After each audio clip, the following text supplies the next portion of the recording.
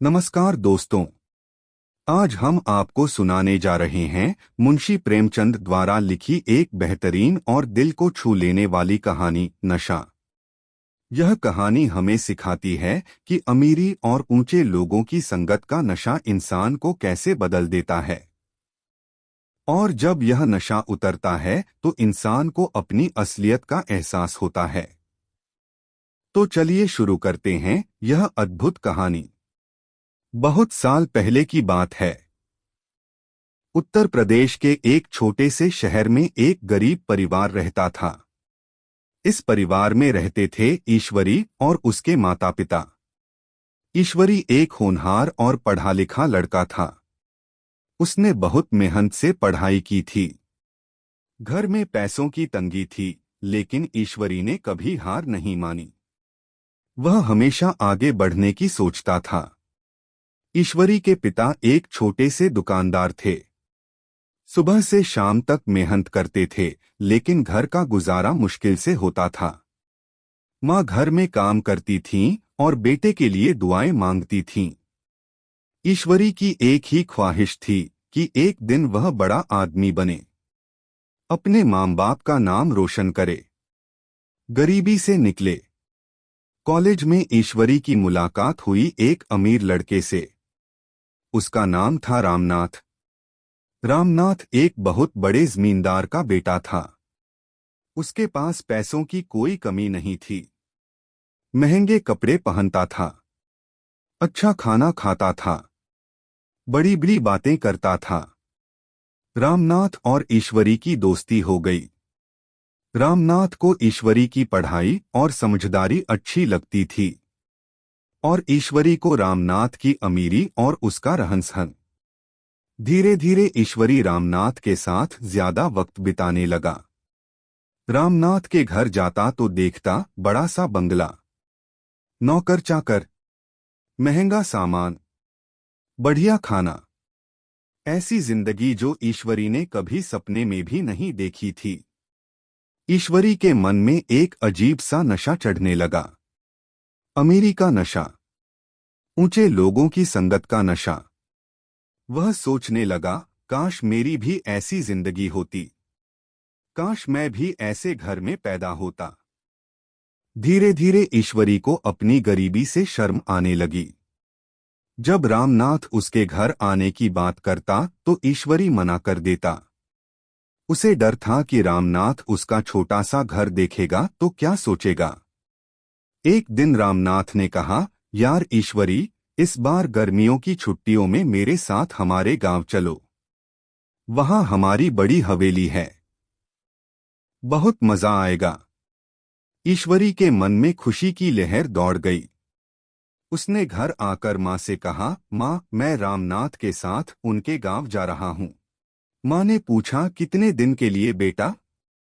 ईश्वरी ने कहा, 10-15 दिन। माँ ने कहा, ठीक है बेटा, लेकिन वहां जाकर अपना ध्यान रखना। अमीर लोगों के साथ रहने में बहुत सोच समझकर चलना।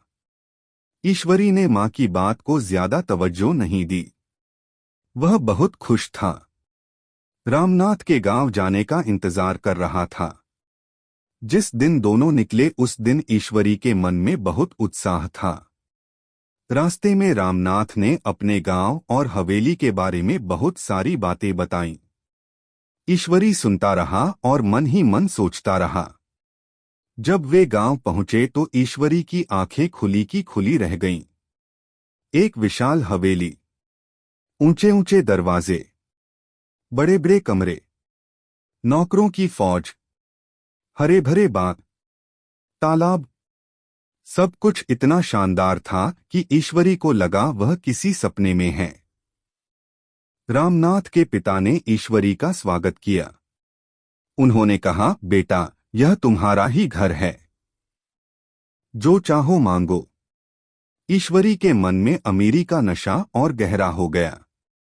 वह सोचने लगा, यह जिंदगी है, यही असली जिंदगी है।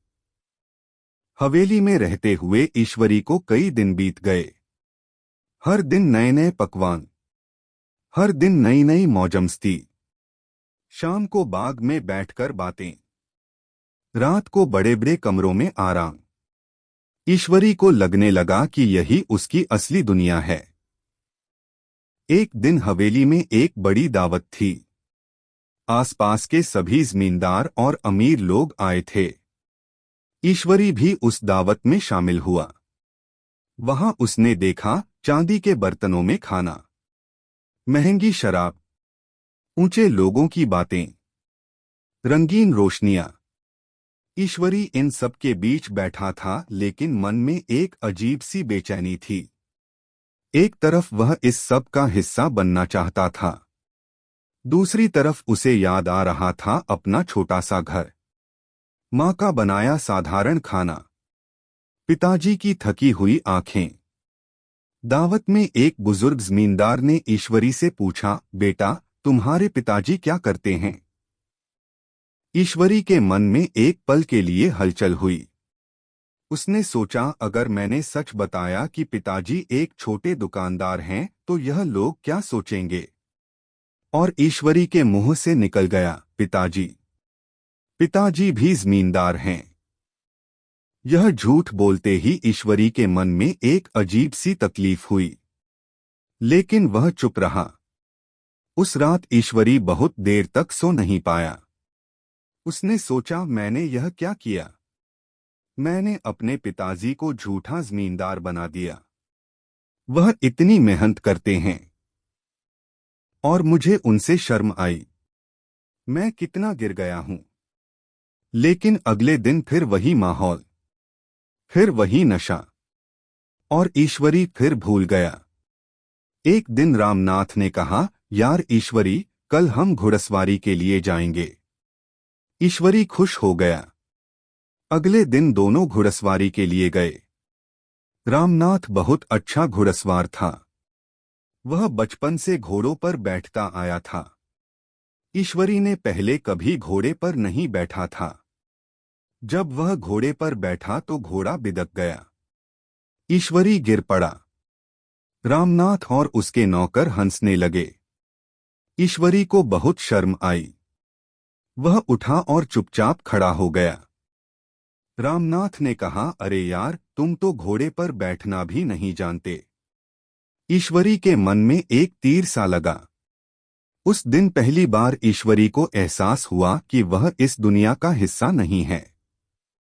वह यहाँ का नहीं है। लेकिन उसने इस एहसास को दबा दिया। कुछ दिन बाद एक और घटना हुई। हवेली में एक गरीब किसान आया। वह रामनाथ के पिता से कुछ मदद मांगने आया था। रामनाथ के पिता ने उसे बहुत रूखे तरीके से जवाब दिया। उन्होंने कहा, जाओ यहां से, हम तुम्हारी मदद नहीं कर सकते। वह गरीब किसान चला गया। उसकी आंखों में आंसू थे। ईश्वरी यह सब देख रहा था। उसके मन में आया, यह किसान मेरे पिताजी जैसा है। मेहनत करता है, लेकिन किसी की नजर में इसकी कोई कद्र नहीं। उस दिन ईश्वरी के मन में कुछ हिला, लेकिन नशा अभी पूरी तरह नहीं उतरा था। एक शाम रामनाथ और ईश्वरी बाग में बैठे थे। रामनाथ ने कहा, यार ईश्वरी, तुम बहुत होशियार हो, पढ़ाई में अच्छे हो, लेकिन तुम्हारी जिंदगी में पैसा नहीं है, इसीलिए तुम आगे नहीं बढ़ पाओगे। ईश्वरी ने पूछा, क्यों? पढ़ाई से आगे नहीं बढ़ सकते? रामनाथ ने हंसते हुए कहा, यार, इस दुनिया में पैसा ही सब कुछ है। पढ़ाई तो बस एक दिखावा है। असली ताकत पैसे में है, और पैसा तो खानदान से आता है। यह सुनकर ईश्वरी के मन में एक अजीब सी तकलीफ हुई। उसने सोचा, क्या सच में ऐसा है? क्या मेरी मेहनत बेकार है? उस रात ईश्वरी बहुत उदास था। उसे माँ की याद आई, पिताजी की याद आई, अपने छोटे से घर की याद आई।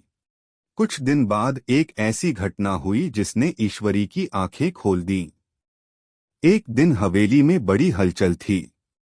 रामनाथ के पिता के एक पुराने दोस्त आए थे।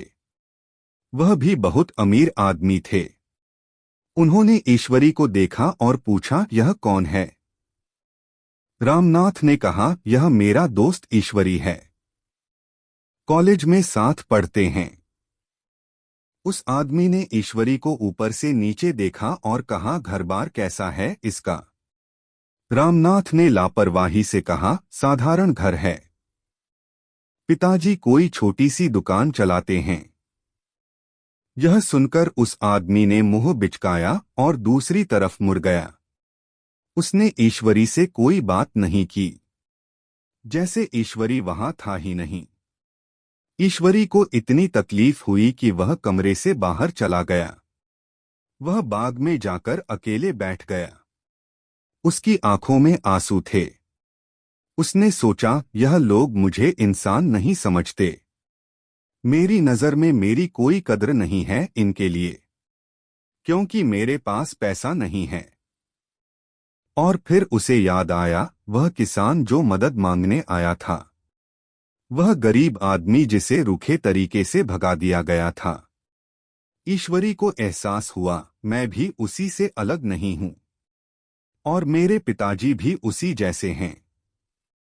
लेकिन मुझे अपने पिताजी से शर्म आई। मैंने उन्हें झूठा जमींदार बताया। यह मैंने कितना बड़ा पाप किया। उस पल ईश्वरी का दिल टूट गया। उसे समझ आया कि वह पिछले कई दिनों से एक नशे में था। अमीरी का नशा, ऊंचे लोगों की संगत का नशा, और इस नशे में उसने अपनी असलियत भूल गई थी। अपने माँ बाप को भूल गया था। अपनी मेहनत को भूल गया था। उस शाम ईश्वरी ने रामनाथ से कहा, यार मुझे घर जाना होगा। माँ की तबीयत ठीक नहीं है। यह झूठ था, लेकिन ईश्वरी वहां एक पल भी और नहीं रुकना चाहता था। रामनाथ ने कहा, अरे यार अभी तो रहो। ईश्वरी ने कहा, नहीं यार, जाना जरूरी है। अगले दिन सुबह ईश्वरी ने अपना सामान बांधा और निकल पड़ा। रामनाथ के पिता ने विदाई दी। नौकरों ने सामान गाड़ी में रखा। लेकिन ईश्वरी के मन में अब वह चमक नहीं थी जो पहले थी। घर की तरफ जाते हुए ईश्वरी के मन में बहुत सारे विचार आ रहे थे। उसे याद आया माँ का चेहरा, पिताजी की मेहनत, वह छोटा सा घर, वह साधारण जिंदगी। जब ईश्वरी अपने घर पहुंचा तो शाम हो गई थी। माँ दरवाजे पर खड़ी थीं। उन्होंने बेटे को देखा तो दौड़कर आईं।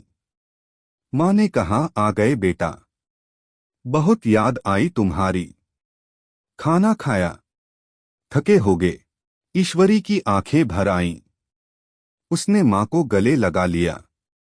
माँ ने पूछा, क्या हुआ बेटा, आंखें क्यों भरी हैं? ईश्वरी ने कहा, कुछ नहीं माँ, बस तुम्हारी याद आई थी। माँ ने प्यार से बेटे का सिर थपथपाया। थोड़ी देर बाद पिताजी भी आ गए। थके हुए थे, दुकान से लौटे थे। उन्होंने बेटे को देखा और मुस्कुराए, आ गए बेटा। ईश्वरी ने पिताजी के पांव छुए। पिताजी ने आशीर्वाद दिया। उस रात माँ ने साधारण खाना बनाया, दाल रोटी। लेकिन ईश्वरी को वह खाना उन सारे पकवानों से ज्यादा अच्छा लगा जो उसने हवेली में खाए थे। उस रात ईश्वरी बहुत देर तक जागता रहा। उसने सोचा, मैं इन दिनों कितना बदल गया था। अमीरी के नशे में मैं अपने आप को भूल गया था, अपने माँ बाप को भूल गया था। यह लोग जो मेरे लिए रात दिन मेहनत करते हैं, इन्हें मैंने शर्मिंदगी का कारण मान लिया था। यह मेरी कितनी बड़ी गलती थी। ईश्वरी ने उस रात फैसला किया, अब मैं कभी इस नशे में नहीं आऊंगा। मैं अपनी मेहनत से आगे बढ़ूंगा, अपने माँ बाप का नाम रोशन करूंगा, लेकिन अपनी असलियत को कभी नहीं भूलूंगा। अगले दिन से ईश्वरी ने पूरी लगन से पढ़ाई शुरू की। उसने कॉलेज में सबसे अच्छे नंबर लाए। उसे एक अच्छी नौकरी मिली। धीरे धीरे वह आगे बढ़ता गया, लेकिन कभी नहीं भूला कि वह कहाँ से आया है। उसने अपने माँ बाप को एक अच्छा घर दिया, पिताजी की दुकान बंद करवाई और उन्हें आराम से रखा। माँ के चेहरे पर खुशी लाई। एक दिन रामनाथ ने ईश्वरी को देखा तो हैरान हो गया। उसने कहा, यार ईश्वरी, तुम तो बहुत आगे निकल गए। ईश्वरी ने मुस्कुराते हुए कहा, हाँ यार, मेहनत से आगे बढ़ा, पैसे से नहीं। रामनाथ चुप हो गया। दोस्तों, मुंशी प्रेमचंद जी की यह कहानी हमें एक बहुत बड़ी सीख देती है। अमीरी और ऊंचे लोगों की संगत का नशा बहुत खतरनाक होता है। यह नशा इंसान को अपनी असलियत से दूर कर देता है, अपने माँ बाप को भुला देता है, अपनी मेहनत को कमजोर बना देता है। लेकिन जब यह नशा उतरता है तो इंसान को एहसास होता है कि असली दौलत पैसा नहीं बल्कि अपने लोग हैं, अपनी मेहनत है, अपनी असलियत है। मुंशी प्रेमचंद जी ने यही संदेश दिया। अपनी जड़ों को मत भूलो। अमीरी का नशा इंसान को अंदर से खोखला कर देता है। मेहनत और ईमानदारी से बड़ी कोई दौलत नहीं। यदि आपको मेरी यह कहानी पसंद आई तो चैनल को सब्सक्राइब करें। धन्यवाद।